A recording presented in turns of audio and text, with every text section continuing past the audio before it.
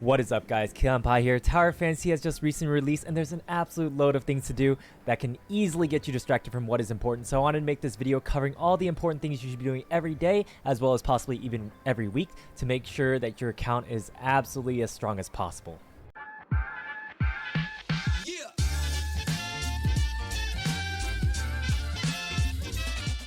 Alright, before we begin, I'm going to be kind of listing these tasks in order of importance and about how long they take, because I know not everybody has hours to be able to play Tower Fantasy every single day. So to begin, when you guys log in, you guys are going to want to click on the gift box on the top right to go to the reward section, and then you're going to go do your sign in, because that's very quick and easy to be able to get some free loot. Then you're going to want to go to these dual swords or the adventure tab and go to the recommended tab down below and go to daily bounty. You're going to finish all 4 of these daily bounties and make sure you guys hit the track down button to find out exactly where they are and show your daily bounties on the side of the map. There's no real way to change which bounties you have or to be able to do other people's bounties, so just suck it up and do your bounties. Once finished, make sure you guys come back to the bounty tab to go and submit any other bounties you need to do, as well as make sure you grab your extra boxes up here. You're going to be able to level up your bounty ranking by your bounty quests that will have varying bounty exp. As you can see here, this is 1-star novice merc, but as you get higher and higher, you will get higher tier bounties for better rewards. Once you finish your bounties, you guys are going to back up to the adventure tab again and check the top right and check your vitality. This is essentially resin if you have played Genshin Impact before. And if you guys are capped, you guys can do the fast thing of creating an omnium beacon. This does take 30 vitality and will give you one of these beacons you can place into the world. And it's kind of like hide and seek, where if somebody doesn't find your beacon for 24 hours, you will get maximum rewards of upgrade materials, as well as weapon exp and matrix exp. However, one thing you do want to note is that if a crew member or friend does find your beacon before 24 hours, you still will get full rewards. If somebody else who is not a crew member or friend finds it, you will not get full rewards.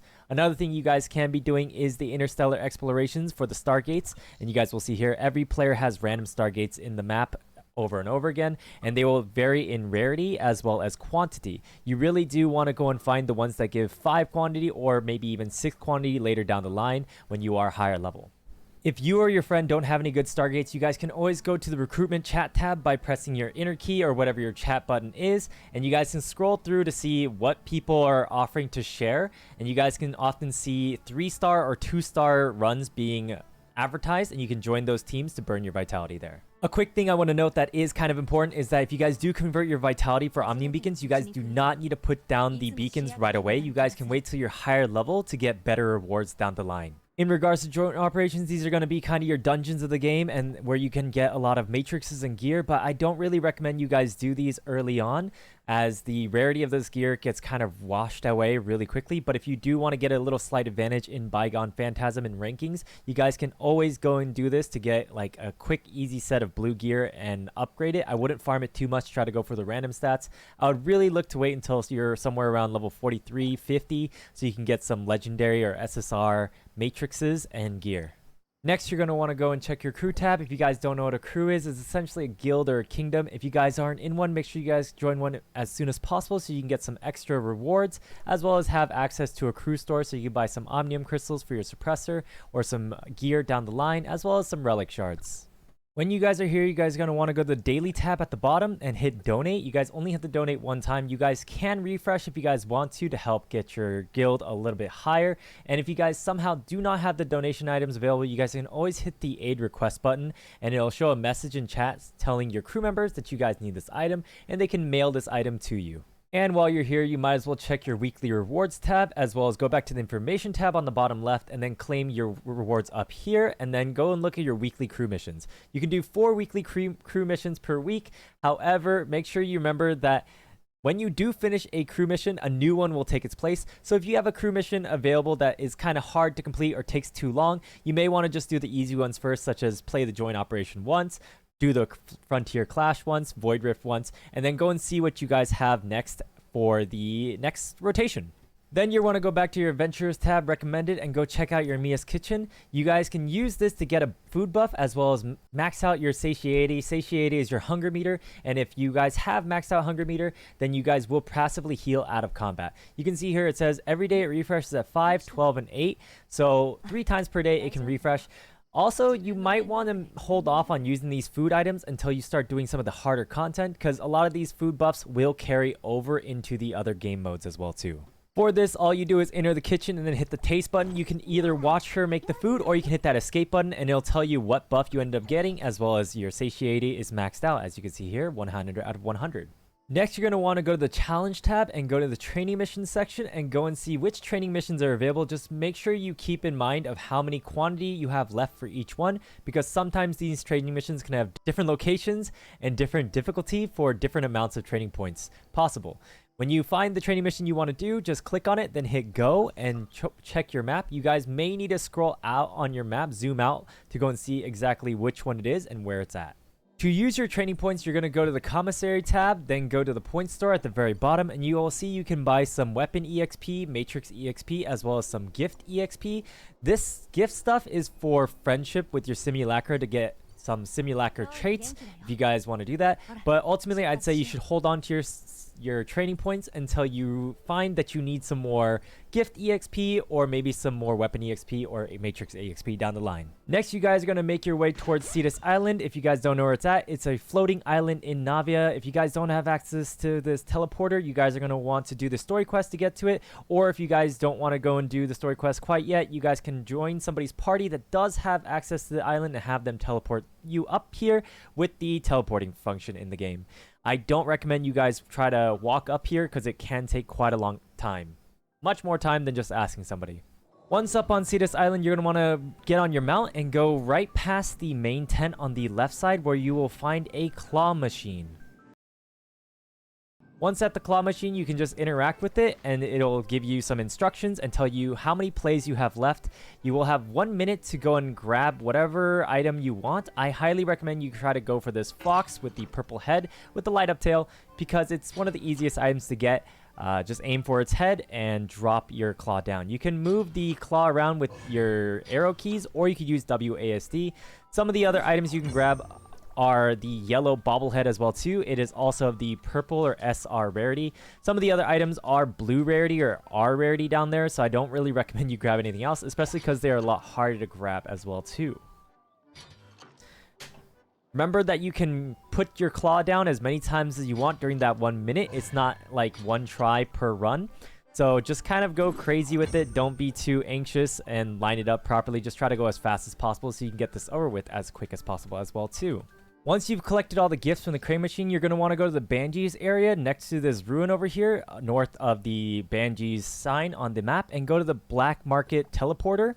Once you load in, you're going to want to get on your mount and go up the mountain, and on your left side, you're going to see the NPC Hopkins. You're going to talk to him. He's going to tell you about a little game as well as a token of gratitude, and what you're going to end up doing is pick between 2 random boxes for a series of 2 gifts. One of the boxes will have 2 SR gifts, and one of the boxes will have 2 R gifts. There's no real trick to it. Just pick one of the boxes and you will end up getting what you end up getting, whether it's an R or SR gift. That's plain and simple. And after this little long animation, you'll see here we got 2 little SR gifts from clicking on the left side.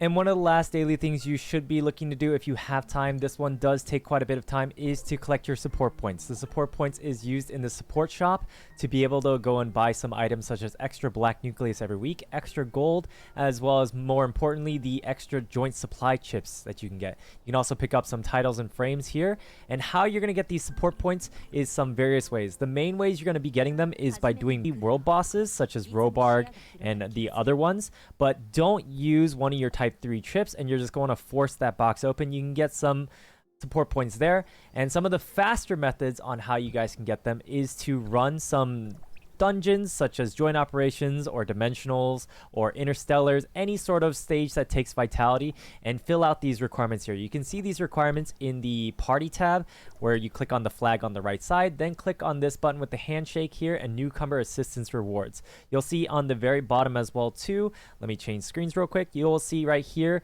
it says daily cap 150 out of 1500.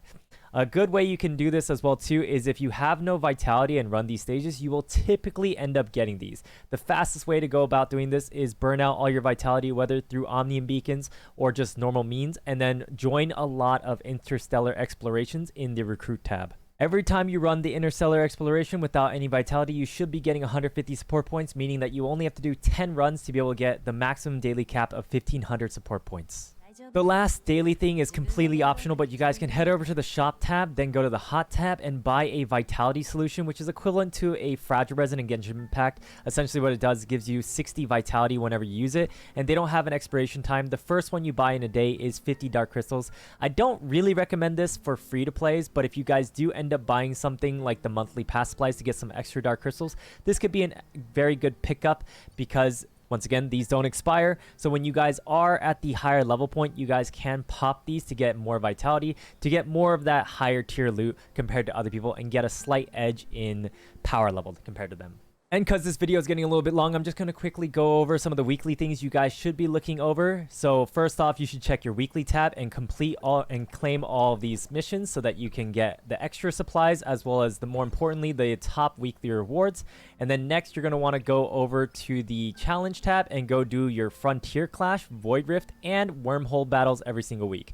Void Rift is going to refresh, unlock at level 35, but refresh every Monday, Wednesday, Friday, give you 1 charge. You can save up 3 charges per week, so if you want to be lazy, you can stack up 3 charges and then do them all at the same time. Just remember that the buffs and debuffs available at the day will change from time to time, so maybe you want to take advantage of the days that give you the strongest power.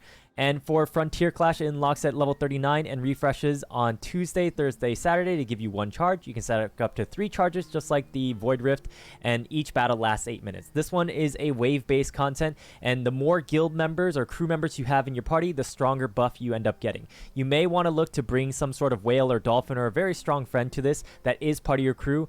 And remember that you can enter this even without a charge. So if somebody is willing to help you, they can definitely bring that extra power to help you get the maximum amount of boxes. There's 5 boxes in total. If you complete all the waves necessary to unlock all 5 boxes, that will give you the most amount of gear. In regards to Wormhole, it resets every 5 days, and you'll be able to get this currency that will be able to be used in the shop to be able to exchange for gear and various other things. And one of the last weekly things you're going to want to do is the Bygone Phantasm. It does reset Monday at 5 a.m. just like all the other modes, and this is going to be the main place where you're going to be able to pick up your enhancement material for your gear.